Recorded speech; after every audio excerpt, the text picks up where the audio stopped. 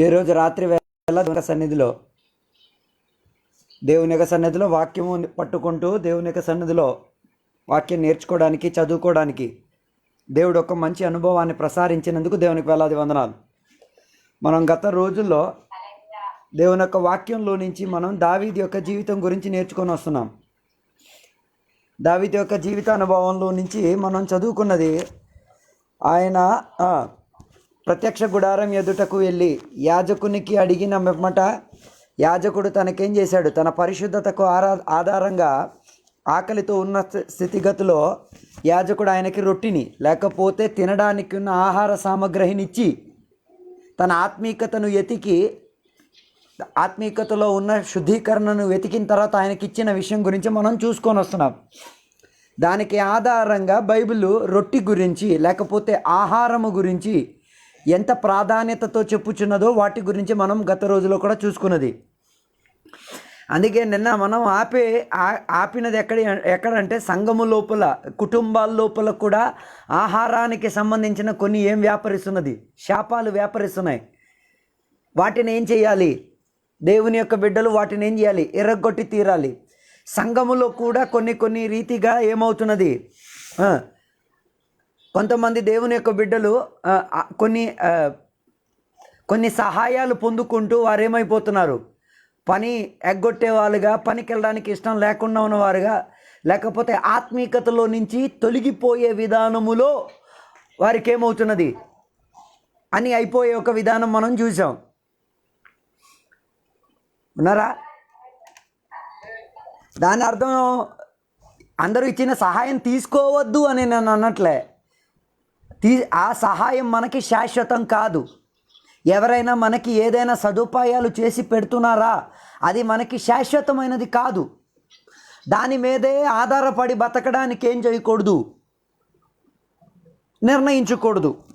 చాలామంది దేవుని బిడ్డలు ఎవరైనా ఏదైనా సహాయం చేస్తే సంఘం తరపు నుంచో, సేవకుల తరపు నుంచో, లేకపోతే ఏదైనా సంస్థ తరపు నుంచో సహాయం చేస్తుంటే వాటిని జీవితాంతం దొరికేస్తుందమో అన్న ఆసక్తితో ఏం చేస్తున్నారు, ఆత్మీయతను విడిచిపెట్టి అనాత్మీయతకు చెందే విధానాన్ని హత్తుకుంటున్నారు కదా. అది అనేక మంది దేవుని బిడ్డల యొక్క జీవితానుభవంలో మనం చూడొచ్చు. వారి ఆత్మీయత కన్నా అధికముగా దేనిని ఆధారపడే విధానం అయిపోతున్నది, శారీరక సంబంధమైన మేలులు ప్రాధాన్యత చెందే విధానమై మారుచున్నది. అందుకే మన సంఘాల్లో, మన ఆత్మిక సమూహములో ఆత్మీయతను నాశనం చేసే విధానములో ఉన్న సదుపాయాలు సంఘములో స్థాపించినప్పుడు, లేకపోతే సంఘస్థులకు ఇచ్చినప్పుడు, సేవకులకు ఇచ్చినప్పుడు దానిని ఏం చేయాలి? తాకీదు చేయాలి. అదే పౌలు గారు మనం చదివింది 2 తెస్సలోనికీయులకు రాసిన పత్రిక 3:12 నిన్న మనం చెప్పి ఆపిన విషయం. సంఘము లోపల, సంఘములో నుంచి సంఘం ప్రారంభించిన కాలములో అపోస్తల క్రియ 2వ అధ్యాయం మనం చదివినప్పుడు చూడొచ్చు. ప్రారంభకాల సంఘాలు ప్రారంభించినప్పుడు సంఘములో నుంచి ఏం చేసేది? ఐక్యత ఉండేది, ఏక మనసు ఉండేది. అందుకే సంఘస్థులు ఏం చేసేవారు? వారి ఇళ్ళు, పొలాలు అమ్మేసుకుంటూ ఒకరికొకరికి సదుపాయం కలిగేటట్టుగా సహాయపడే విధానంగా ఉండేవారు. ఉన్నారా? ఒకరికొకరికి సహాయం చేసుకునేటట్టుగా, ఒకరి అవసరాన్ని ఒకరు ఏం చేసుకునేవారు? తీర్చుకునే విధానముగా సహాయం చేసుకునేవారు. అలాగా ప్రేమ, ఆత్మీయత, దేవుని యొక్క వాక్యాధారమైన జీవితాలు ఎదిగొచ్చేది. కానీ సంవత్సరాలు కొద్ది ఏమైందో తెలుసా? సహాయాలు బోల్డ్ రావడం మొదలెట్టింది. ఆత్మీయకంతా ఏమైపోయింది? చచ్చిపోయింది. అది చూచినప్పుడే పౌలు గారు ఏం చెప్తున్నారు? సంఘబిడ్డలకి చెప్తున్నారు, మీరు ఎల్లప్పుడూ సంఘములో నుంచి ఏదైనా దొరుకుతుందనో, లేకపోతే ఎవరు ఏదైనా ఇస్తారనో చెప్పి పనికి ఎగ్గొట్టడమో, పనికి వెళ్లకుండా ఉండడమో, ఆత్మీయతను విడిచిపెట్టడము ఏవి కూడా ఏం చేయొద్దు. దయచేసి చేసి ఆత్మీయతను నాశనం చేయొద్దు. ఉన్నారా? ఎందుకంటే ఎవరైనా మనకి ఏమైనా ఇచ్చినది అది శాశ్వతం కాదు, కొంతకాలానికి మాత్రమే. ఉన్నారా? అందుకే దేవుని బిడ్డలకు, సేవకులకు ఏం చేసేటట్టుగా ఉండకూడదు, ఆత్మీయతలో పని దొంగలు అయ్యేటట్టుగా ఏం చేయకూడదు, ప్రోత్సాహపరచకూడదు. అందుకే ఎవరైనా ఏదైనా ఉచితంగా ఇస్తున్నారని చెప్తే మనం పరిగెట్టి వెళ్ళకూడదు. ఏమైనా ఉచితంగా ఇస్తే పరిగెట్టి వెళ్ళిపోకూడదు. ఎందుకు ఇస్తున్నారు, దేనికి ఇస్తున్నారు, దీని వెనకాతలో ఉన్న ఉద్దేశం ఏంటి, అది తెలిసి ఎరిగిన తర్వాతనే ఏం చేయాలి. ఈ కాలంలో చాలామంది ఉచితంగా చాలా వస్తువులు ఇచ్చేసి మనుషులను ఏం చేస్తున్నారు, ఆకర్షించేస్తున్నారు. అది ఒక ఆకర్షణ శక్తిగా మారిపోయింది. ఆత్మీయత ఉండదు, ఆరాధన ఉండదు, ఆత్మాభిషేకంతో నిండిన అనుభవాలు ఉండవు. కేవలం వీళ్ళకి ఏదో సహాయం చేసి పెట్టి ఆత్మీయతను అన్నీ ఏం చేసేస్తున్నారు, గొంతు పీసికి చంపించేస్తున్నారు. ఉన్నారా? అలాగైతే మీరు నాకు అడుగుతారు, అయ్యగారు అలాగైతే మనం ఒకళ్ళకొకరికి సహాయం చేయకూడదా? చెయ్యాలి.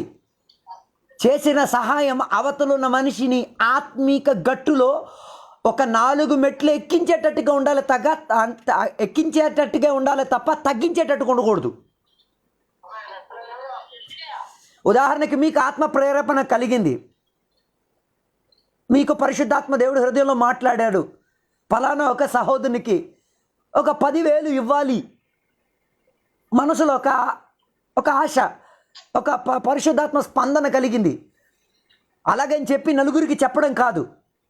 అదేం చేయాలి, వ్యక్తిపరంగా మనిషి దగ్గరికి వెళ్ళి దర్శించి ఈ వివరణ చెప్పాలి. పరిశుద్ధాత్మ దేవుడు నాలో హెచ్చరికను కలిగింపచేసిన కారణ నిమిత్తము ఇది శాశ్వతం కాదు, ఈ క్షణకాలము కొరకు మీ కుటుంబానికి క్షేమం కలిగే విధానములో పరిశుద్ధాత్మ దేవుడు నాకు హెచ్చరిక ఇచ్చిన కారణం కాబట్టి నేను 10,000 ఏం చేస్తున్నాను, ఇత్తుతున్నాను. ప్రతి వారం ఇస్తానన్నది ఏం చేయొద్దు, ఆశించొద్దు. ఇచ్చింది నేనే, కానీ పరిశుద్ధాత్మ చెప్పిన విధానాన్ని విని ఆలకించే నేనేం చేస్తున్నాను, అంతే తప్ప మిమ్మల్ని జీవితాంతం ఉద్ధరించేస్తానన్నది ఆలోచించి కాదు ఇచ్చేది అని మనం తెలియపరచాలి. కొందరు అలా కాదు, పరిశుద్ధాత్మ దేవుడు వారికి ఇవ్వమని చెప్తే ఊరంతా తిరిగి చెప్తారు. ఊరంతా 10,000 ఇస్తాను ఊరంతా తిరిగి చెప్తే ఇచ్చిన వాడికి ఇచ్చేస్తే మిగతా వాళ్ళందరూ ఏమైపోతారు, ఒకరికి ఇచ్చి మిగతా వాళ్ళకి అది తెలిసిపోతే ఏమైపోద్ది, మరుసటి రోజు నుంచి మరి ఆదివారం చర్చికి వస్తారో లేదో, మీకు కనిపెత్తే ప్రైజ్లో చెప్తారో లేదో, ఇవన్నీ చూసేదే కదా అయ్యగారు, ఇవన్నీ మనకి కనిపించేదే. ప్రైజ్లో ఎవరు చెప్పట్లే. అందుకే దేవుడు మనకి పరిజ్ఞానం అన్నది ఏం చేశారు, ఇచ్చి ఉన్నారు కదా. అందుకే ఒకరికి మనం ఇచ్చుచున్నప్పుడు నలుగురికి చెప్పి పొగుడుతలు పొందే విధానం ఏం చేయకూడదు.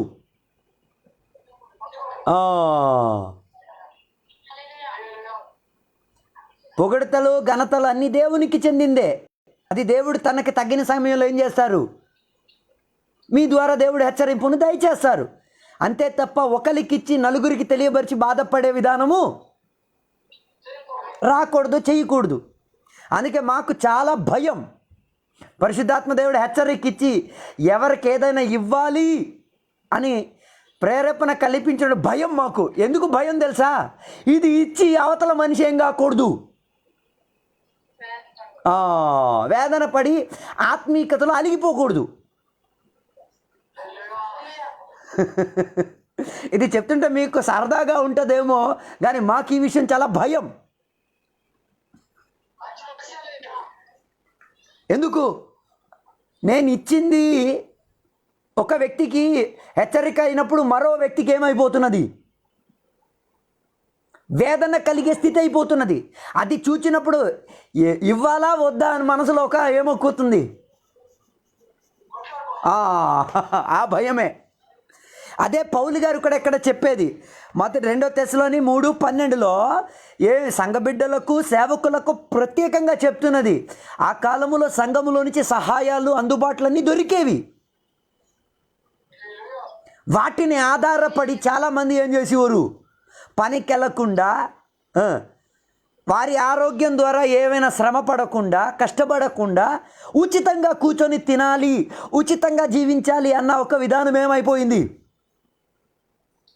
అలవాటైపోయింది. అలాంటి అలవాట్లు ఎక్కడ రాకూడదు, సంఘము లోపల రాకూడదు. అలాంటి అలవాట్లు ఎక్కడ రాకూడదు. సంఘం లోపలకు వచ్చేసింది అనుకో, అందరూ పని దొంగలు అయిపోతారు, ఆత్మీయత ఉండదు. ఉన్నారా? అందుకే కదా ఏ రోజు సహాయం ఇస్తారో ఆ డేట్ క్యాలెండర్లో గీత కొట్టేసి మరి పెట్టేస్తారు. పలానా రోజు వస్తుంది కదా, అప్పుడు మనం వెళ్ళాలి. మిగతా రోజులు వెళ్ళామా లేదా, ప్రార్థన చేసామా, బైబిల్ చదివామా లేదా, ఇదేం పట్టుదల ఉండదు. ఏ రోజు సహాయం దొరుకుతుందో ఆ రోజు మాత్రం బా. అందుకే నేను చెప్పొచ్చిన మాట, మనకి దేవుడు కొన్నిసార్లు కొన్ని విధాల్లో దేవుడు మనకి సహాయాలు చేసి పెడతారు, కానీ అది మనకి శాశ్వతం కాదు. ఆ శాశ్వతం కాని దానిని మన ఆత్మీయతను ఎర్రగొట్టే విధానం ఏం చేయకూడదు, సంఘాల్లో కుటుంబాల్లో తెప్పించుకోకూడదు. ఉన్నారా? అందుకే అలాంటి శాపాలను ఏం చేయాలి, సంఘములో నుంచి ప్రత్యేకంగా దానిని ఏం చేయాలి, జాగ్రత్తగా పరిశీలించుకోవాల్సినది. చాలామందికి చాలా రకముగా ఇష్టం అందరికీ సహాయం చేయాలని. సహాయం చేయడం పెద్ద విషయం కాదు, సహాయం చేసిన తర్వాత మనిషి ఆత్మీయతలో ఉంటున్నాడా ఉండట్లేదా, ఏంటి ఆ పరిస్థితి, ఆత్మీకులు ఏం చేయాలి, పరిశోధించాలి. ఉన్నారా? అందుకే పౌలు గారి విషయంలో ఏమవుతున్నారు, అధికంగా భయపడి తెస్సలోనిక సంఘ బిడ్డలకి చెప్తున్నారు, దానిని ఏం చేయాలి, చక్రీయంగా చూసుకోవాలి. సంఘములో వచ్చుచున్న బిడ్డలు ఆత్మీయతలో ఎదగాలి. వారికి దొరికిన సహాయములన్నీ కూడా వారిని ఏం చేయాలి, ఆత్మీక తరగతిలో ఎదిగించే విధానం తెప్పించుకోవాలి. ఇక మనం చూద్దాం లేవియాకాండము 26వ అధ్యాయం 26వ వచనం.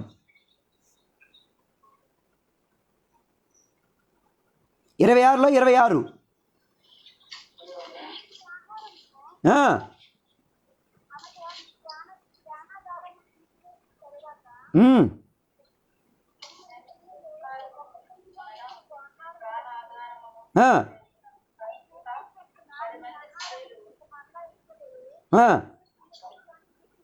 చూసారా, అక్కడ రాసిన మాట మీరు చూసారా?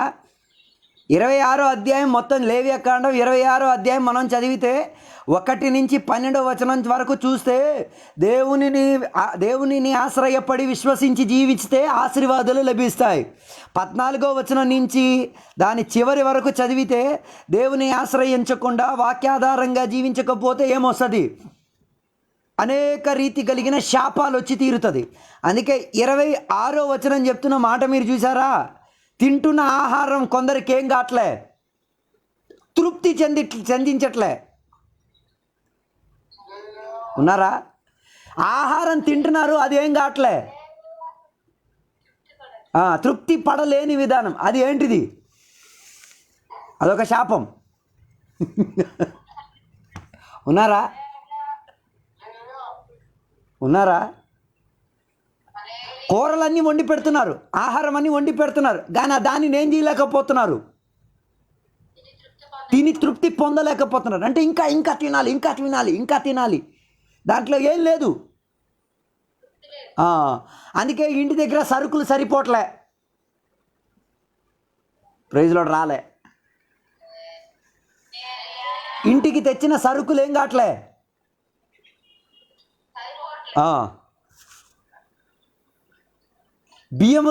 బియ్యం ఎంత వచ్చినా ఏం కావట్లే, ఎంత వచ్చినా సరిపోవట్లేదు, కూరలు ఎంత తెచ్చినా సరిపోవట్లే, ఆహార సామగ్రి ఏం తెచ్చినా ఏం కాలేదు, సరిపోలేని ఒక విధానం.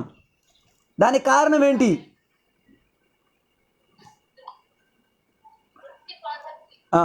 దానికి కారణం ఇంతే, వాక్య ఆధారంగా జీవించడానికి ఉన్న ప్రణాళికలు జీవితాల్లో లేవు.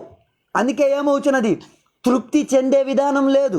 అందుకే దేవుని బిడ్డలు ఏం చేయాలి, దేవుని యందు ఆశ్రయించి వాక్యములో జీవించి ఆత్మీయతలో ఎదగడానికి మొదలెడడం ప్రారంభిస్తే ఉన్న దాంట్లో తృప్తి చెందే ఒక అనుభవం ఏం చేస్తుంది, ఉండి తీరిద్ది.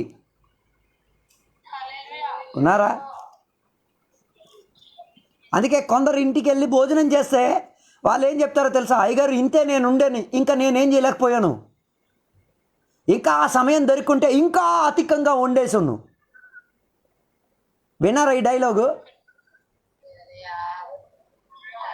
విన్నారా ఈ డైలాగ్? ఎప్పుడైనా విన్నారా లేదా? కొందరు ఇంటికి భోజనం చేయడానికి వెళ్ళినప్పుడు వాళ్ళు ఏవేవో వండి పెడతారు, తర్వాత ఈ డైలాగ్ చెప్తారు. అంటే దాని అర్థం ఏంటో తెలుసా? నాకు ఇంకా ఒక 48 గంటలు కానీ దొరుకుంటే ఇంకా కూరలతో నింపేసును, నీకు నీకు తృప్తి లేకుండా ఉండే విధానంగా ఉంచి పెట్టున్నని వాళ్ళు ఏం చేస్తున్నారు? డైలాగ్ వేస్తున్నారు. ప్రైజ్ లార్డ్ చెప్పరే. ఇంకా నాకు సమయం దొరుకుంటే నేనేం చేయను, ఏది తినాలా ఏది తినకూడదా అన్నది కూడా ఆలోచించలేని విధానంగా, తృప్తి చెందలేని విధానంగా నేనేం చేసి పెట్టును. ప్రైజ్ లార్డ్ రాదే. అంటే ఈ డైలాగ్ కొట్టి ఎవరిని కించపరిచేస్తున్నారు? ఆహారం ఇచ్చిన దేవుని ఏం చేసేస్తున్నారు?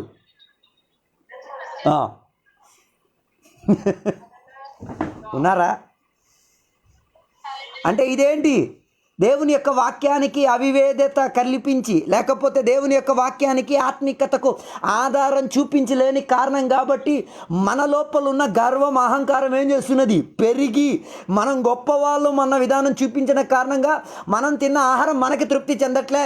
మన ఇంటికి వచ్చి తినిన మనుషులకు కూడా ఆహారం ఏం కావట్లే, తృప్తి చెందే విధానం కావట్లే. ఉన్నారా? ఈ తృప్తి ఉన్నదా లేదా తెలిసేది ఎప్పుడంటే, ఎప్పుడైనా భోజనాలు పెట్టించినప్పుడు 100 మంది కోసం వంట వండి 150 మంది వచ్చినప్పుడు తెలుస్తుంది తృప్తి ఉందో లేదో. ప్రైజ్ లార్డ్ ఎవరు చెప్పలే. ఒక చోటికి మేము ప్రార్థనకి వెళ్ళాం. ప్రార్థనకి వెళ్తే ఏమైందో తెలుసా? అక్కడ 150 మంది కోసం భోజనాలు రెడీ చేశారు. వచ్చిన వాళ్ళు ఎంతమంది తెలుసా? 250 మంది. 100 మంది ఎక్స్ట్రా వచ్చేసారు. 100 మంది 100 మందికి కావాలి. ఏం చేయాలి చెప్పండి?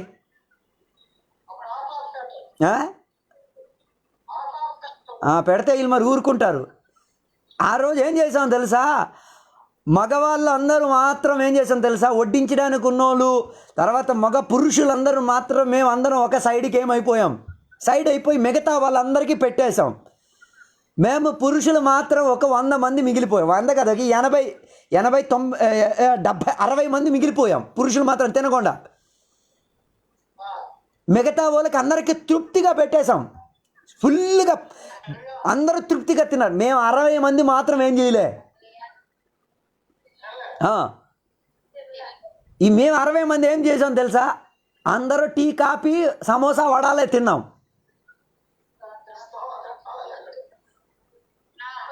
ఈ 60 మందికి కూడా వేదన కలగట్లే. మాకు భోజనం దొరకలేదని, మాకు ఆహారం ఉంచలేదని, మా గురించి ఎవరు పట్టించుకోలేదని ఎవరికి ఏం కాలే. మిగతా వాళ్ళందరూ చికెను, మటను అన్నీ కలిసి భోజనాలు శుభ్రంగా తిన్నప్పుడు ఈ 60 మంది టీయు, సమోసాలు, వడలు మాత్రం తినేసి ఏం చేశారు? ఆ పూట గడిపేశారు. ఆ తృప్తి మన ఊర్లో కానీ అలా జరిగితే, మన సంఘాల్లో కానీ అలా జరిగితే అదే తృప్తి లేకపోవడం. ప్రైజ్లో రావట్లేదే.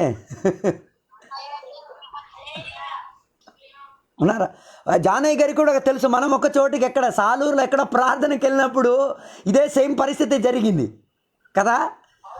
మిగతా వాళ్ళందరూ వచ్చి శుభ్రంగా తినేశారు. మనం సేవకులు మాత్రం ఒక 12-13 మంది ఉన్నాం. వెంటనే అయ్యగారు అందరికి ఒక సైకిల్ చేశారు. ఇంకా ఎవరు అన్నం అడగకూడదు, పప్పు అడగకూడదు. మొత్తానికి మేము వెళ్ళిన 13 మంది పాస్టర్లు ఎంత అన్నం ఇచ్చారు అంతే తిన్నామా తప్ప సెకండ్ టైం ట్రిప్కి అడగలే. వాళ్ళు వచ్చి బింది పట్టుకొని కొట్టి చెప్తున్నారు, అయ్యగారు అన్నం మేము తినమండి, చాలా ఎక్కువైపోయిందండి, రాత్రి అండి నిద్ర వచ్చేది.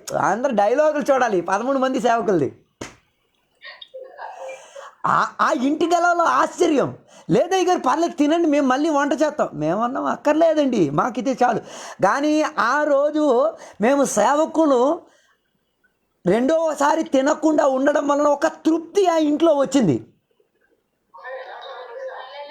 ఆ ఇంటి గల్లోకి వచ్చిన ఆనందం ఏంటో తెలుసా? మిగతా వాళ్ళందరూ 2 3 ట్రిప్పులు వేసినప్పుడు ఈ సేవకులు మాత్రం ఏం చేయట్లే, 2 3 ట్రిప్పులు వేసుకోవడానికి మనసు తెరవట్లే. ఏదో గొప్ప విషయం జరిగింది అని ఆ ఇంటి గల వాళ్ళు అర్థం చేసుకున్నారు. దానివల్ల ఏమైందో తెలుసా? ఆ ఇంటి గలవలు మళ్ళీ రాత్రి 10:30కి మళ్ళీ వంట వండి తినే పరిస్థితి రాలే. ఇక ఈ సేవకులను ఎక్కడ చూచినా ఏమంటారు వీళ్ళు?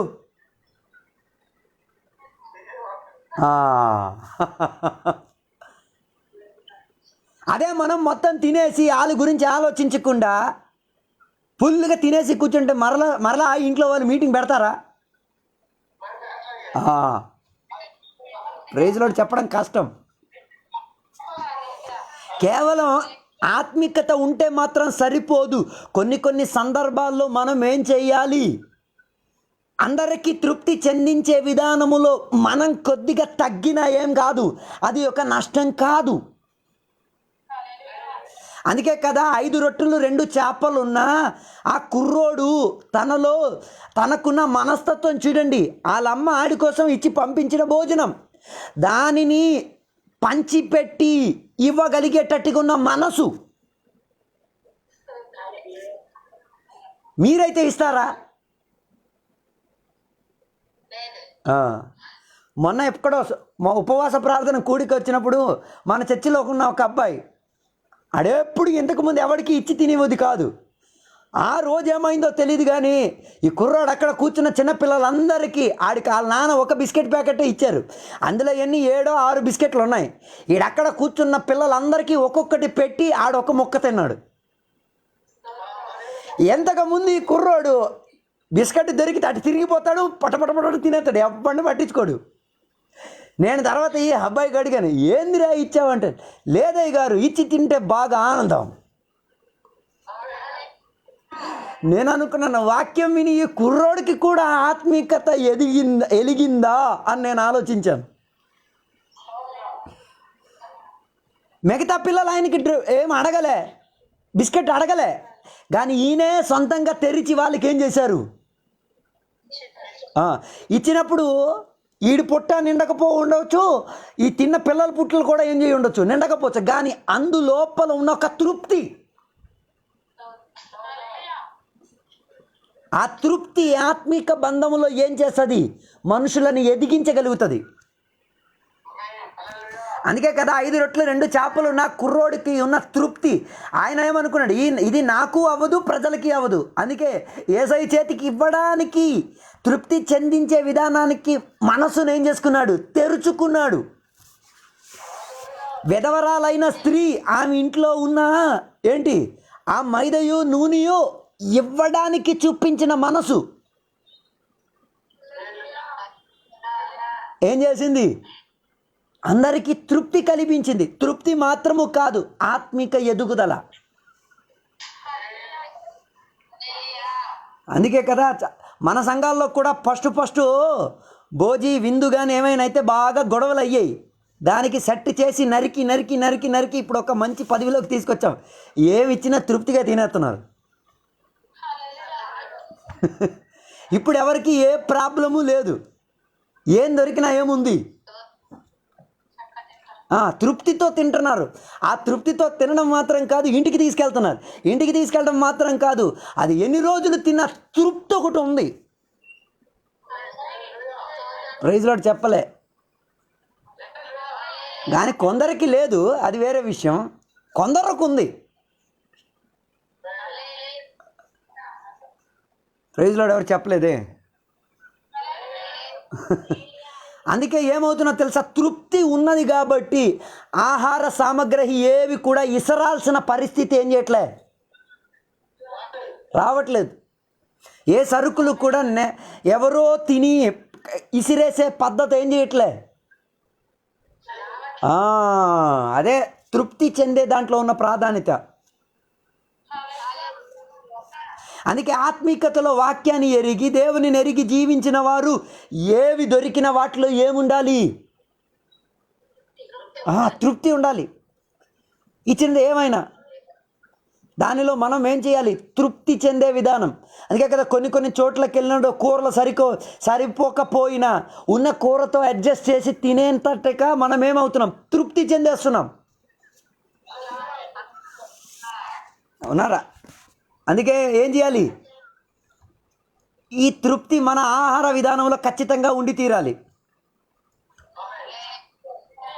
తృప్తి అన్నది అందుకే దేవునికి అడగాలి, దేవా ఏవి దొరికినా నాకేం చేసేటట్టుగా ఉండాలి? తృప్తిగా తినగలిగేటట్టుగా ఉండి తీరాలి. కొందరు చెప్తున్నారు ఏంటంటే, అయ్యగారు మేము 3 పూట్ల అన్నమే తింటాం, చపాతీ ఇస్తే మేము తినాం. చపాతీ ఇస్తే మేము మాకు అన్నమే అలవాటు, చపాతీ మాకేం లేదు.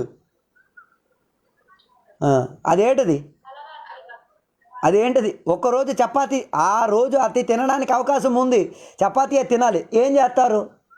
అలవాటు మార్చాలే కదా. అంతే, అలవాటు మార్చాలి. ఆ ఒక్క రోజుకి చపాతీ తినేతే ప్రాణమేం పోదు కదా.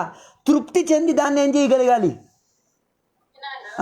దేవా దీనిని అరిగేటట్టుగా ఉన్న తృప్తిని నాలో ఏం చేయము దేవా, దయచేయము దేవా. అందుకే ఆహారము మీద తీర్పు తెచ్చే విధానం, శాపం తెచ్చే విధానం ఏం చేయకూడదు. తృప్తి లేని విధానం మన ఇళ్ళల్లో మనం చేసొచ్చిన విందుల్లో ఏం చేయకూడదు, కనిపించకూడదు. అన్నారా? మనం చేసిన వంటకములో ప్రజలకు తృప్తి చెందే విధానమే ఏం చేయాలి? వచ్చి తీరాలి. అదే యథార్థ ఆత్మీకులు చూసుకోవాల్సినది. అన్నారా? ఏవి దొరికిన దాంట్లో తృప్తి పడేటట్టుగా ఆత్మీకుల మనసు ఏమవుతుంది? సిద్ధమై తీరుతుంది. అదే ఆత్మీకులకున్న లక్షణం. అందుకే ఆత్మీకుల యొక్క జీవితంలో ఉన్న లక్షణములో ఏ ఆహార సామగ్రి దొరికినా వాటిలో ఏముంది? మనసులో ఒక తృప్తి కలిగే విధానం ఉంది. ఎందుకంటే మనం దేవుని యొక్క మాటను ఆలకించే వాళ్ళం కాబట్టి, దేవునితో ఉండి జీవించాం కాబట్టి, దేవుని యొక్క మాటకు ఏం చేసి స్పందించి నడిచే వాళ్ళం కాబట్టి, ఆ తృప్తితో ఉండడానికి దేవుడు మనల్ని ఏం చేస్తున్నారు? సహాయపరిచి నడిపించుకొని వెళ్తున్నారు. ఉన్నారా? అందుకే మనకేం చేయాలి? ఆహార విషయంలో తృప్తి ఉండాలి. ఇక మనం చూద్దాం 2 కొరింథీయులకు రాసిన పత్రిక 9వ అధ్యాయం 10వ వచనం.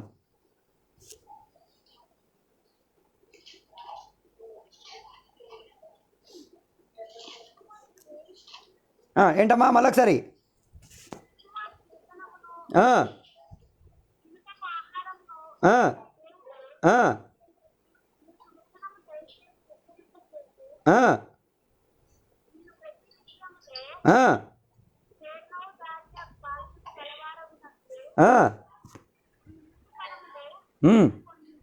చూసారా? విత్తనం ఇచ్చుచున్న దేవుడు ఆహారము కూడా ఏం చేస్తారు?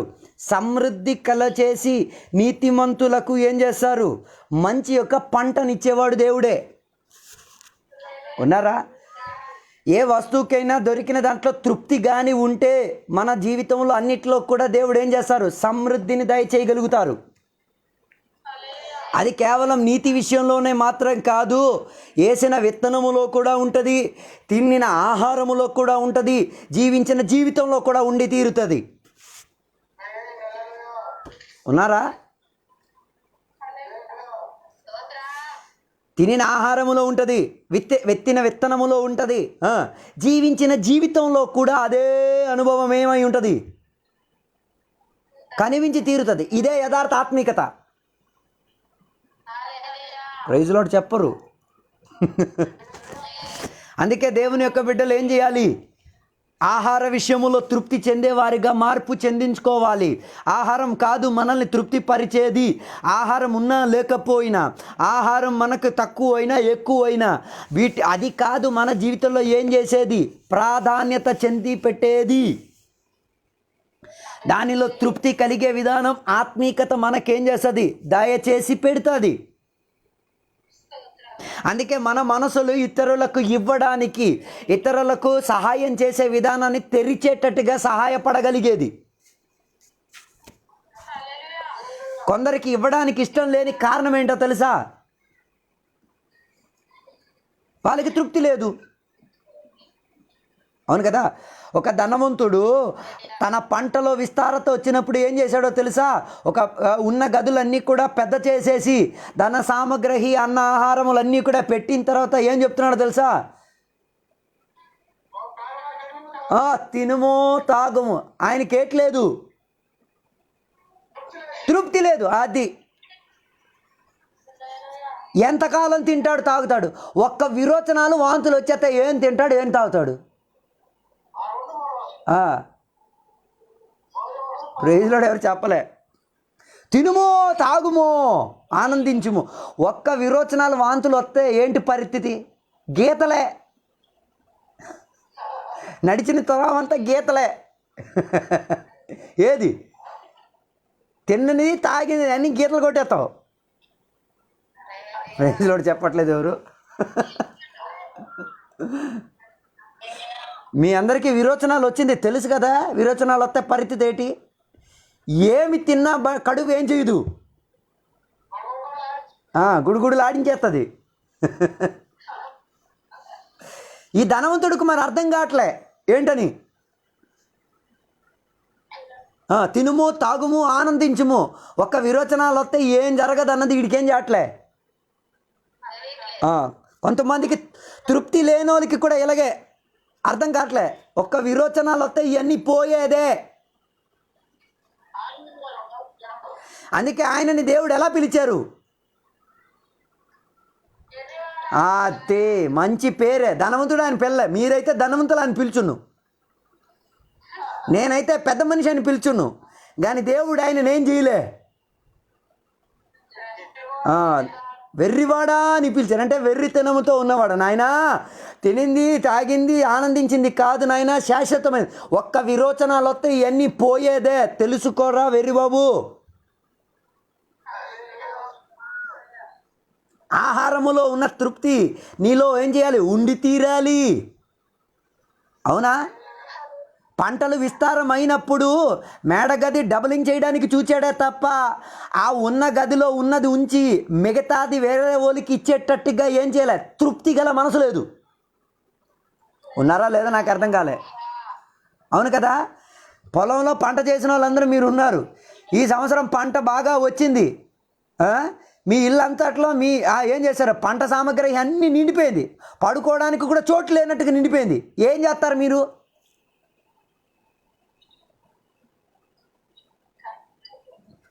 కొందరు ఇళ్లలో నేను మన సంఘస్థల ఇళ్లలో మనం చూస్తున్నాం.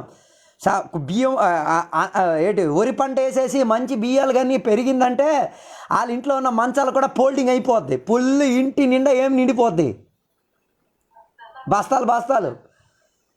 తర్వాత పరితి ఇల్లంతా నిండిపోద్ది. అధిక పంట వచ్చిందంటే ఇల్లు నిండిపోయినా వంటగదులు అన్నీ ఏం చేస్తారు? ఫుల్గా నింపేస్తారు. కానీ తృప్తి ఉన్నవాడైతే ఏం చేస్తాడు? అది తన ఇంటిని, తన ఇంట్లో ఉన్న చోటుని తగ్గించేసే విధానములో దానిని ఏం చేస్తాడు? ఇచ్చి పెడతాడు.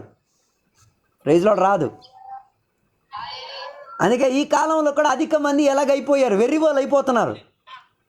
వాళ్ళ ఇల్లులు నింపేస్తున్నారే తప్ప వారి గదుల్లో ఏం చేస్తున్నారు? సామగ్రిలతో నింపేస్తున్నారే తప్ప అవతలు ఉన్న ఒక్క మనిషికి కూడా ఇచ్చే విధానములో ఏం కావట్లే.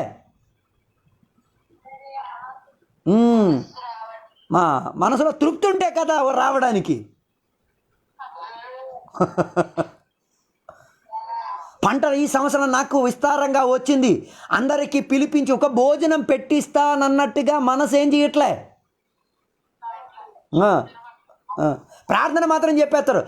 అయ్యగారు పంట వేస్తున్నాను, విస్తారమైన పంట రావాలి, ప్రార్థన చేయండి. ఆ ప్రార్థనకు జవాబు దొరికిన తర్వాత దాని ఫలితం అందరితో పంచిపెట్టి తినే విధానం లేదు.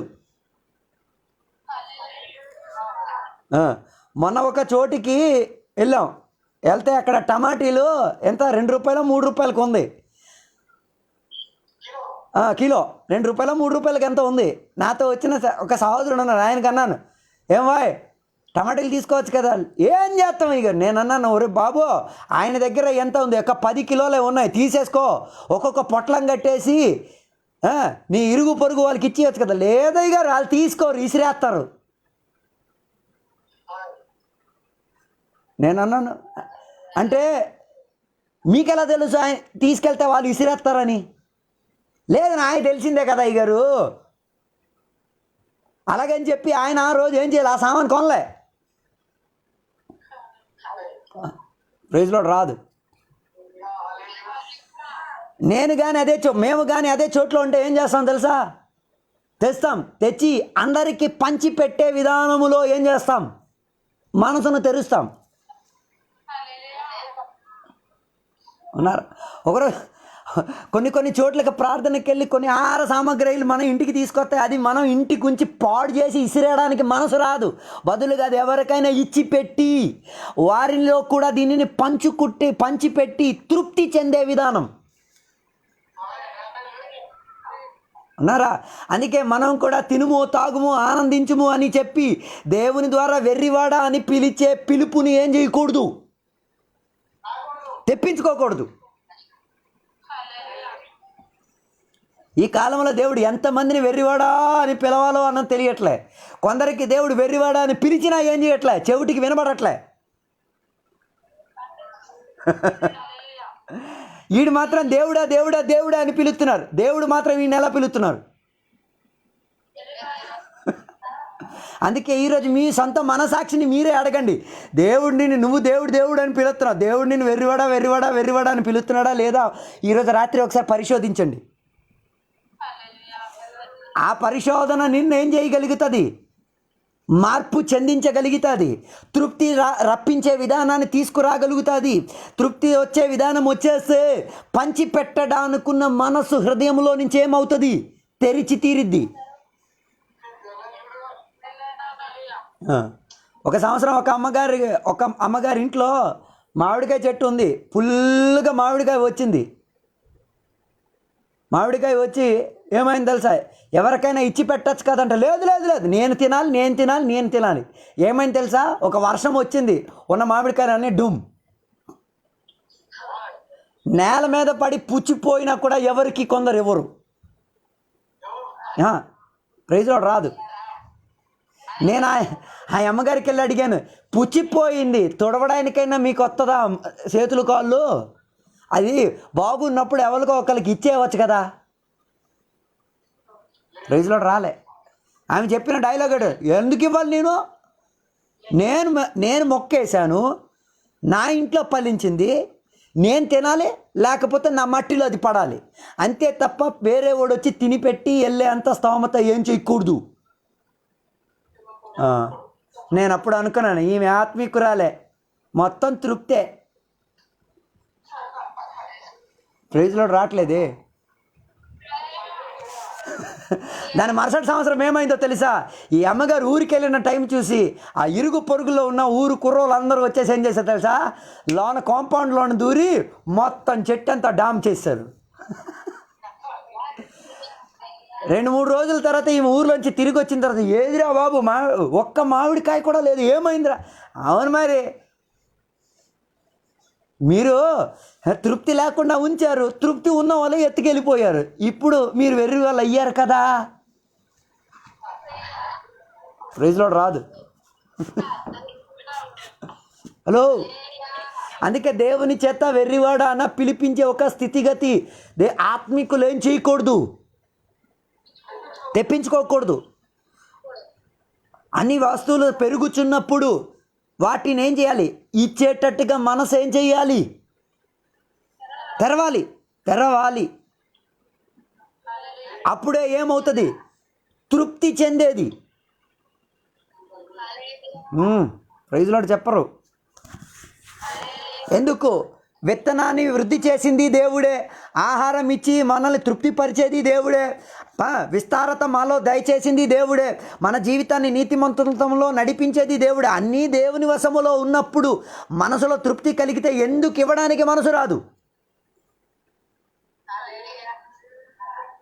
ఉన్నారా? ఇచ్చేది కూడా ఎలాగివ్వాలి? మనసు పూర్తిగా ఇవ్వాలి. అవతల ఉన్నాడు విశ్వాసం ఏం కాకూడదు, చచ్చిపోకూడదు. బైబిల్ చెప్తున్నది ఒకరిని సహాయం చేస్తే ఎడం చేయి చేస్తే కుడి చేయికి ఏం చేయకూడదు. అది ఎలాగా?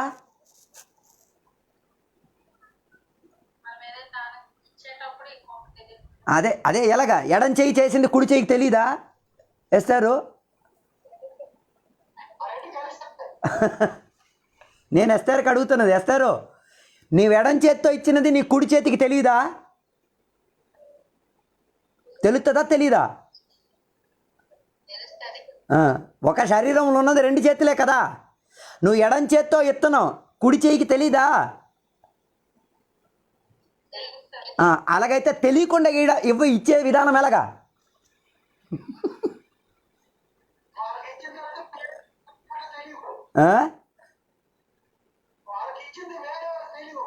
అవును, ఎలా తెలియ? అయ్యగారు మీరే కదా. ఉదాహరణ చెప్తాను. మీ ఇంట్లో 10 బస్తాల బియ్యం ఉంది, ఓకే, మీరు ఇవ్వాలని నిర్ణయించుకున్నారు. 10 బస్తాలు ఉన్న బియ్యం మీకు లెక్క తెలుసు కదా, తెలుసా తెలీదా? అప్పుడు ఇది ఇచ్చేటప్పుడు ఎడం చెయ్యి ఇస్తే కుడి చెయ్యి తెలియకునే విధానంలో ఇవ్వాలంటే ఏం చేస్తాయో ఇచ్చేది తెలియదు. ఎలా ఇస్తే మీకు అది ఎడం చెయ్యి కుడి చెయ్యికి తెలియకుండా ఉంటుంది?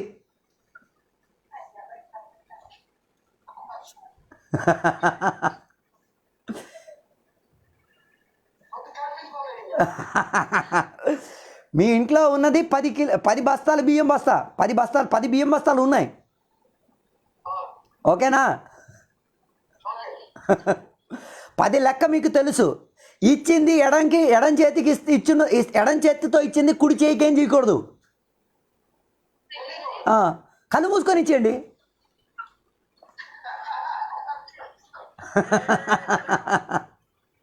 అప్పుడు ఎడం చేయికి కూడా తెలీదు, కుడి చేయికి కూడా తెలీదు. నవ్వేశారు నా.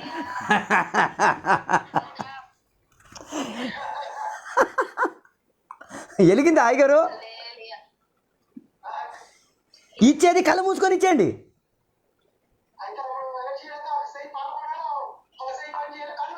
అదే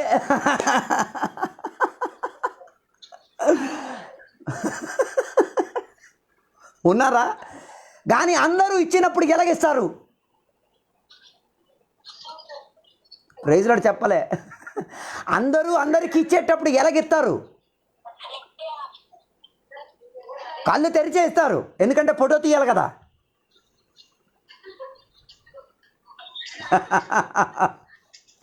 ఉన్నారా నాతో కలిసి? ఉన్నారా నాతో కలిసి? కళ్ళు మూసుకొని ఇచ్చేయండి. ఎంత ఎత్తనాడు దాని గురించి మీకేముండదు, లెక్క ఉండదు. అదే కదా విధవరాలు చేసింది. విధవరాలు ఏం చేసింది? 2 కాసులు పట్టుకొని ఎక్కడికి వెళ్ళింది? దేవాలయంలోకి వెళ్ళింది. వెళ్ళినప్పుడు ఆమె ఏం ఆలోచించలే, ఏం చేసింది? కాలు మూసుకొని వేసేసి వెళ్ళిపోయింది. కళ్ళు మూసేసి ఏం చేసింది? మిగతా వాళ్ళందరూ ఎలాగేసి వెళ్ళారు? కళ్ళు తెరిచి తెచ్చిన పొట్లం అందరికీ చూపించే విధానంలో తీసుకొచ్చి ఏం చేశారు?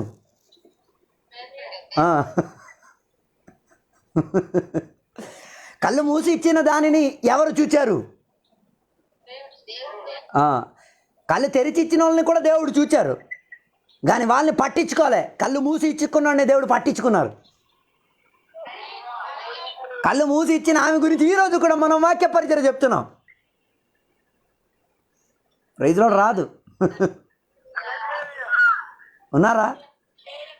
అందుకే ఆ ధనవంతుడు తినుము తాగుము ఆనందించుము అని చెప్పి వెర్రివాడు అన్న పేరుని తెచ్చుకున్నాడు. కానీ ఆ వెర్రివాడు అన్న పేరుని కొట్టి వేయడానికి ఏం చేయాలి? ఆయన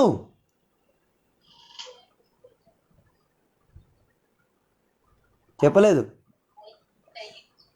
కళ్ళు మూసుకొని ఇచ్చేసాడు అనుకో, ఆ ఊరిలో ఉన్న వాళ్ళు ఏం చెప్తారు? ఎవరు చెప్పలేదే. ఆ ధనవంతుడు దేవుని ద్వారా వెర్రివాడని పిలిపించబడ్డాడు. దానిని తీసేసి దేవుని యొక్క కుమారుడు అన్న పేరుని చెప్పే విధానంలో రప్పించడానికి ఏం చేయాలి? కళ్ళు మూసుకుంటూ ఇచ్చేయాలి. అదే కదా యోసేపు చేసింది. కరువు కాలం వచ్చిన కాలంలో ఆయన ఏం చేశాడు? ధాన్యాలన్నీ దాచిపెట్టాడు. 7 సంవత్సరాలు విపరీత పంట వచ్చినప్పుడు దాచిపెట్టాడు. కరువు వచ్చిన కాలంలో ఏం చేశాడు? కళ్ళు మూసుకుంటూ. అందుకే తన గురించి ఉన్న సాక్ష్యం ఎక్కడ వరకు వినిపించింది? దూర దూర దేశంతరం వరకు ఏం చేసింది? వినిపించింది. యోసేపు దగ్గరికి వెళ్తే ఏం దొరుకుతుంది? అన్నం దొరుకుతుంది, ఆహారము దొరుకుతుంది, కరువు దూరమయ్యే స్థితిగతి దొరుకుతుంది. హలో, ఉన్నారా? యోసేపు వాళ్ళ తమ్ముళ్ళు అన్నయ్యలు ఎక్కడికి వచ్చారు? ధాన్యాలు అడగడానికి వచ్చారు. యోసేపు ఎలాగిచ్చారు? లెక్కలేనట్టుగా కళ్ళు మూసుకుంటూ ఇచ్చేశాడు. వాళ్ళకే కళ్ళు మూసుకుంటూ ఇచ్చాడంటే మిగతా వాళ్ళకి ఎలాగిచ్చుంటాడు? ప్రైజ్లో రావడం కష్టం కొద్దిగా. కొందరు మాత్రం అన్నం వడ్డించేటప్పుడు మాత్రం కళ్ళు మూసుకొని వేస్తారు. ఎందుకో తెలుసా? అన్నము కూరలు వడ్డించినప్పుడు కళ్ళు మూసుకొని వేస్తారు. ఎందుకో తెలుసా? తెలీదా? ఎందుకంటే వాళ్ళకి తెలుసు ఈ అవతలో ఉన్న మనిషి ఎంత తినగలుగుతాడు.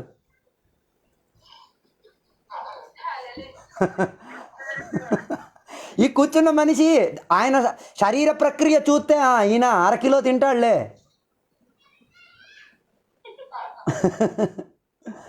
ఉన్నారా? అదే వడ్డించినప్పుడు ఉన్న అదే ప్రేమ డబ్బు ఇచ్చినప్పుడు ఉంటుందా? హల్లెలూయా.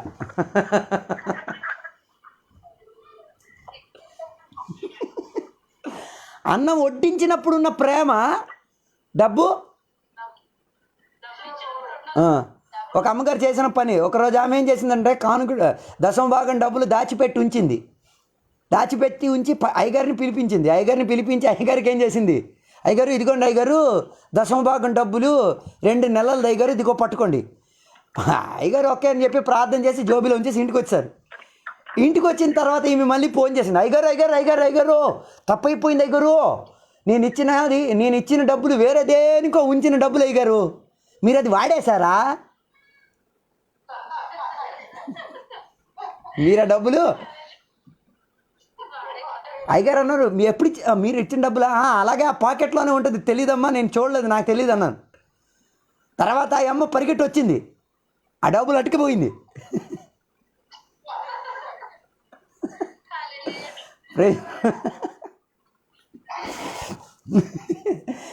వేరే వాళ్ళు అయ్యి ఉంటే ఏం చేస్తున్నావు? ఖర్చు అయిపోయింది. హలో, ఆమె ఎలాగిచ్చింది? కళ్ళు మూసే ఇచ్చింది, కానీ లెక్కెట్టినప్పుడు తేడా వచ్చింది. కానుక డబ్బులు, దశమ భాగం డబ్బులు ఒక పక్క పెట్టింది, అలా ఇంటి అవసరత కోసం వేరే డబ్బులు పక్కన పెట్టింది. ఈ డబ్బులకు బదులు ఆ డబ్బులు ఏం చేసింది? ఆ రోజు ఆ మనశ్శాంతి అంతా ఏమైపోయింది? డామ్ డూమ్ డుష్.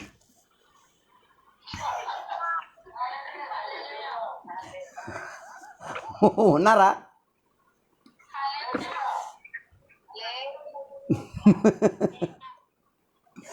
మంచి పాస్టర్ గారు కాబట్టి ఆమె మనశ్శాంతి పోకుండా ఆమె డబ్బులు ఆమె ఏం చేశారు? ఇప్పుడు దేవుడు ఆశీర్వదించినప్పుడు ఎలాగ ఆశీర్వదిస్తారు?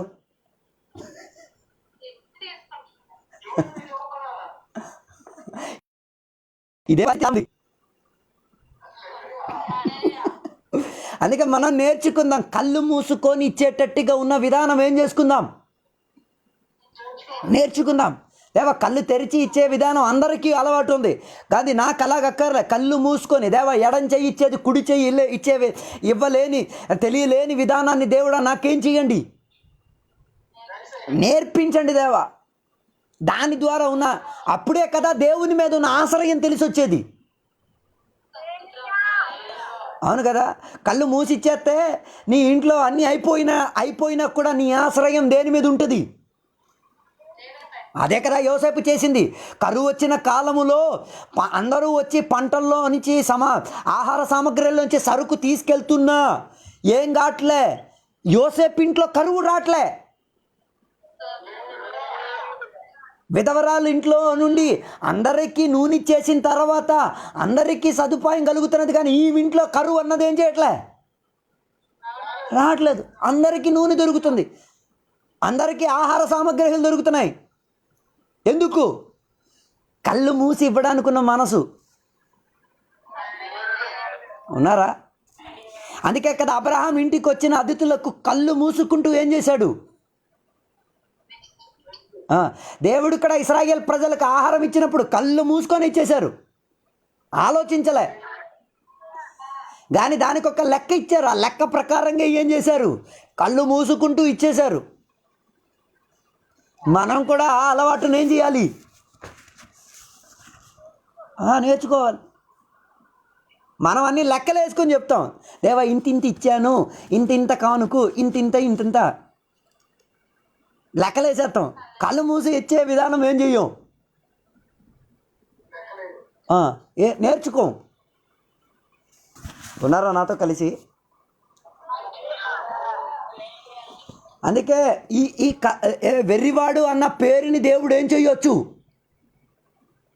కొట్టి వేయొచ్చు, కళ్ళు మూసుకొని ఇవ్వడం నేర్చుకుంటే.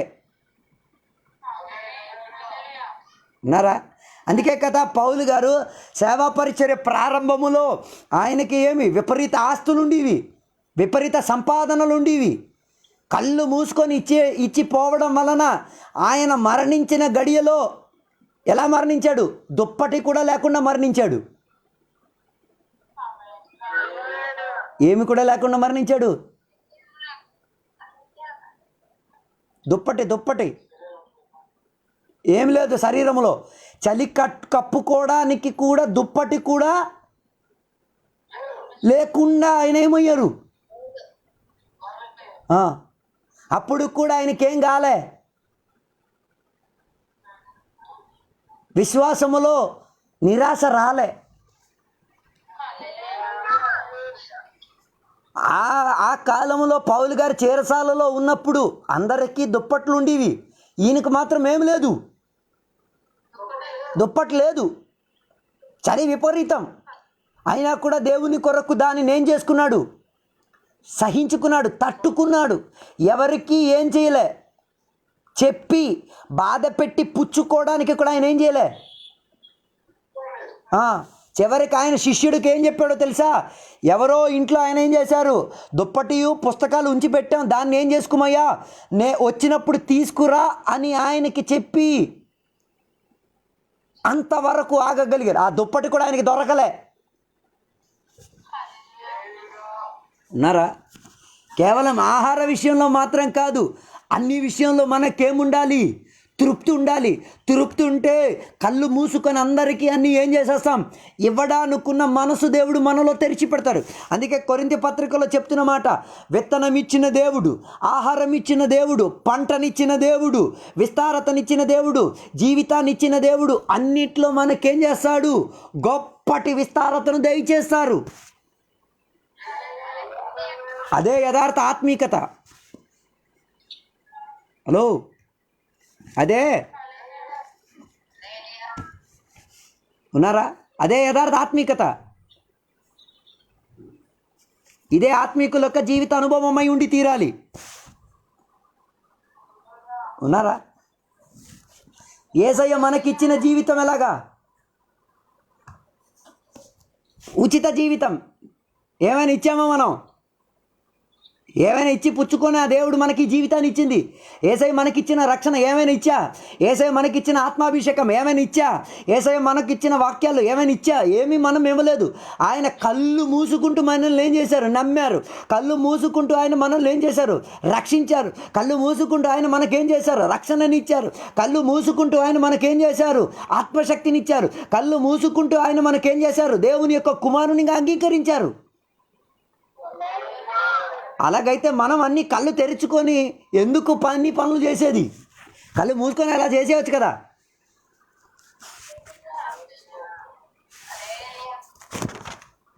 అందుకే ఈ కాలంలో ఉన్న దేవుని బిడ్డలారా, మనం నేర్చుకుందాం కళ్ళు మూసుకొని దేవుని కొరకు ఏం చేయడానికి,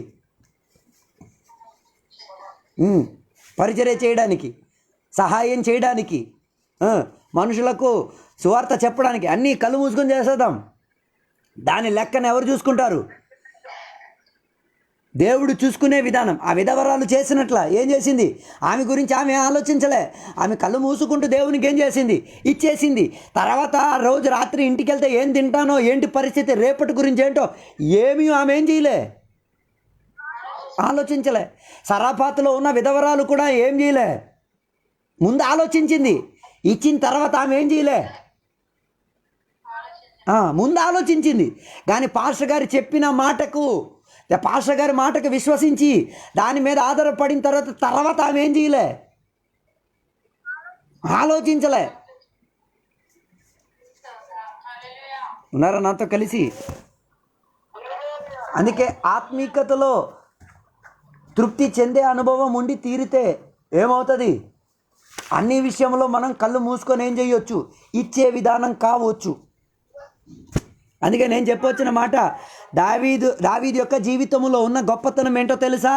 దావీదు రాజుగా పరిపాలన చేసిన కాలములో ఏం చేసేవాడు తెలుసా? అందరికీ కళ్ళు మూసుకుంటూ ఏం చేసేవాడు? సహాయం చేసేవాడు. దాని మూలంగా ఏమైందో తెలుసా? ఒక గుడ్డివాడు గుడ్డివాడు రోడ్డు వంకన కూర్చొని ఏసయ్య నడిచి వెళ్తున్న దానిని చూచి విని ఆయన ఏమని పిలిచారో తెలుసా? దావీదు కుమారుడా, నా పైన ఏం చేయము. ఎందుకు దావీదు కుమారుడా అని చెప్పాడు?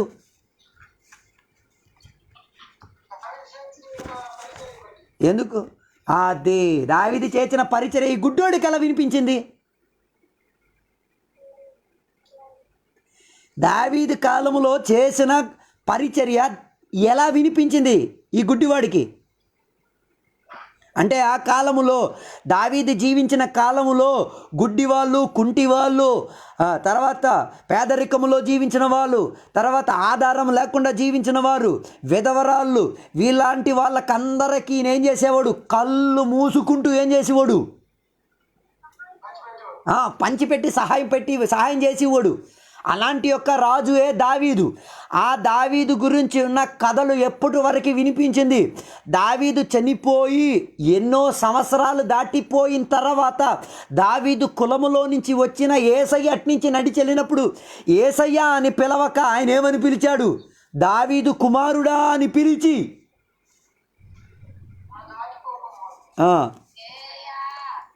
యేసయ్య అని పిలిస్తే చాలు కదా. ఏసయ్య అని పిలిస్తే ఆగరా?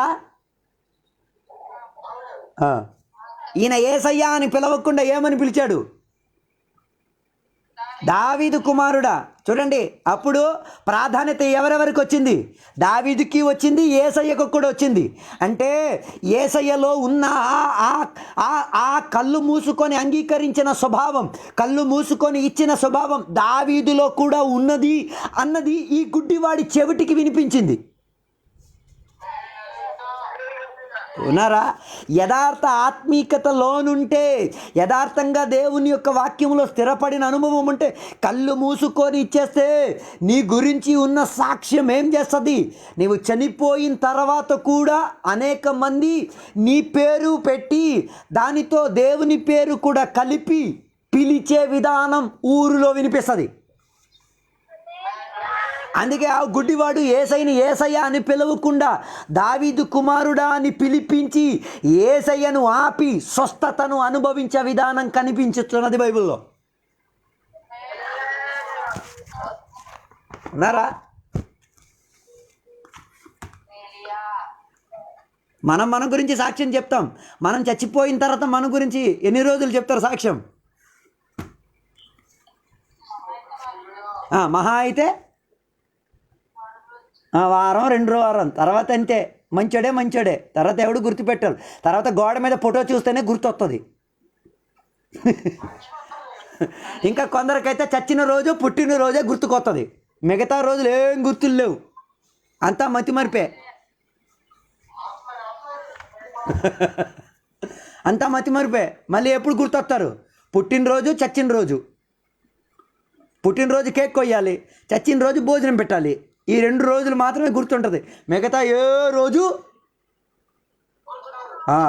దావీదు గురించి పుట్టినరోజు లేదు, చచ్చిన రోజు లేదు, ఏమీ చేయలేదు. కానీ దావీదు గురించి ఉన్న ఆ గొప్ప సాక్ష్యం గుడ్డివాడికి కూడా వినిపించి అర్థమై తనకు విడుదల కలిగే విధానంగా మారింది.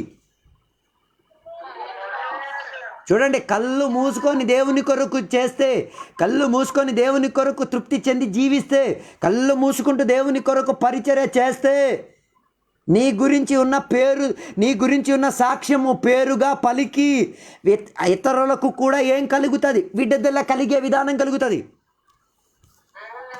అందుకే కదా యేసయ్య కూడా జరాఫాతులో ఉన్న విధవరాలు గురించి యేసయ్య కూడా ఏం చేశారు చెప్పారా? సరాఫాతులో ఉన్న విధవరాలు గురించి యేసయ్య కూడా పలికారా లేదా?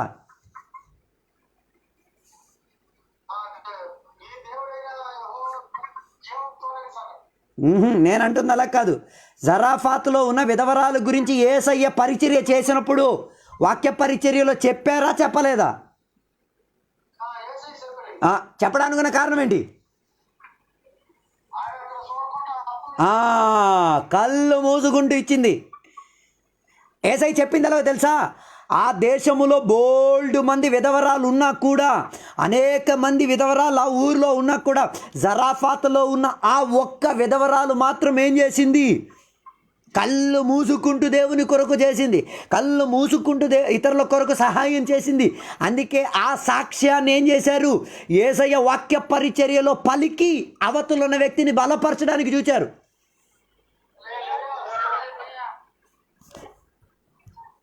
ఉన్నారా? నేను ఇది రావడానికున్న కారణం ఏంటిదంటే, మన పరిశుద్ధత సక్రియంగా దేవుని వాక్యాధారంగా ఉండి తీరితే, స్వభావ భేదగతిలో మార్పు కానీ ఉంటే, మనం ఇచ్చుపుచ్చు విషయములో కానీ సరైన పద్ధతి కానీ ఉంటే, సాక్ష్యం బయటికి ఏం చేస్తుంది? ఎవరు చెప్పక్కర్లే. సాక్ష్యం చెప్పడం మాత్రం కాదు, ఆ సాక్ష్యములో నీ పేరు కలిపి కొందరు విడుదల కూడా ఏం చేస్తారు? అందుకే కదా గుడ్డివాడికి ఏం దొరికింది? స్వస్థత దొరికింది.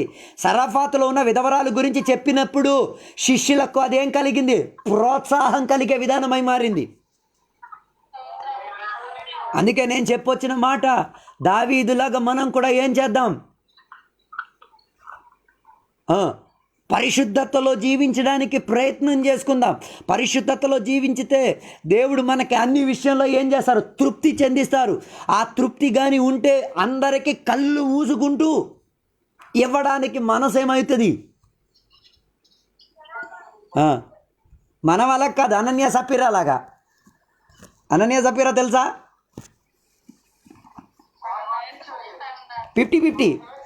50-50 అలా చెప్తే అలాగా, అలా సగం చెప్తే అలాగా ఉన్నా. 50-50 సగం నాది, సగం దేవుడిది. వాళ్ళు చచ్చిపోయిన తర్వాత 100కి 100 దేవుడికి దొరికిందా లేదా? ఎవరు చెప్పలేదు. వాళ్ళు చనిపోయిన తర్వాత 100కి 100 లెక్క దేవునికి దొరికిందా లేదా? అదేదో బతుకునేటప్పుడు 100కి 100 ఇచ్చేయచ్చు కదా, చచ్చిన తర్వాత ఇస్తే ఎవడికి ప్రయోజనం? అది అందుకే చెప్తున్నాను, బతుకున్నప్పుడే ఇచ్చేయండి. కొందరు అలాగ లేదు, బతుకునేటప్పుడే బతుకున్నప్పుడే చచ్చిపోవడానికి ఉన్న దాన్ని అన్ని దాచిపెట్టి ఉంచుతున్నారు. ఉన్నారా? వాళ్ళు చచ్చిపోయిన తర్వాత ఇంట్లో ఉన్న వాళ్ళు ఫుల్ గొడవలు. దేనికి గొడవలు? అన్ని దాచిపెట్టి ఉంచారు. దీని లెక్క ఏంటో కొలత ఏంటో ఎవరికి తెలియదు. దానివల్ల ఏమైపోతుంది? పిల్లల మధ్య గొడవ, కుటుంబీకుల మధ్య గొడవ. తర్వాత అయ్యగారిని పిలిపి, అయ్యగారు ప్రార్థన చేయండి. అందుకే చివరి మాట, చచ్చిపోయిన తర్వాత కాదు లెక్కలు చూసుకోవడం, బతుకునేటప్పుడే ఏం చేయండి? లెక్కలు చూసుకొని వెర్రివాడ అన్న పేరుని కొట్టించేయండి. ఈరోజు దేవునికి చెప్పండి, దేవా నన్ను మరి నీవు వెర్రివాడా అని పిలిచే స్థితి నేను తెచ్చిపెట్టను. దావీదు కుమారుడు అన్న పేరు పలికే విధానం, సరాఫాతులో ఉన్న విధవరాలు అన్న పేరును పెట్టే విధానం, నా పేరుకు కూడా వచ్చేటట్టుగా నా నా నా హృదయాన్ని తెరువుము దేవా, నాలో తృప్తిని దయచేయము దేవా, నాకు ఆత్మీకతను స్థిరపరచుము దేవా అని కోరుకుందాం, ప్రార్థన చేసుకుందాం. కృప కలిగిన దేవా నీకు వందనాలు తెలియవస్తున్నాం. ఈరోజు రాత్రి వేళ దేవా నీ సన్నిధిలో వాక్యాంశాల్లో నుంచి నేర్చుకోవడానికి మమ్మల్ని సహాయపరిచినందుకు వందనాలు దేవా. ఈరోజు వాక్యంలో నుంచి మేము నేర్చుకోగలిగాం దేవా. మాకిచ్చిన అన్ని ఆహార సామగ్రిలన్నీ, మాకిచ్చిన అన్ని సదుపాయములన్నీ కూడా తృప్తిగా అనుభవించుటకు దేవా, విస్తారతతో అనేకులకు పంచిపెట్టి దేవా, మేము మా జీవిత సాక్ష్యం మాత్రం రుజువుపరచడం మాత్రం కాదు దేవా, మేము సేవించిన దేవుని యొక్క ఘనతను విస్తారపరిచేటట్టుగా మమ్మల్ని సహాయపరచండి.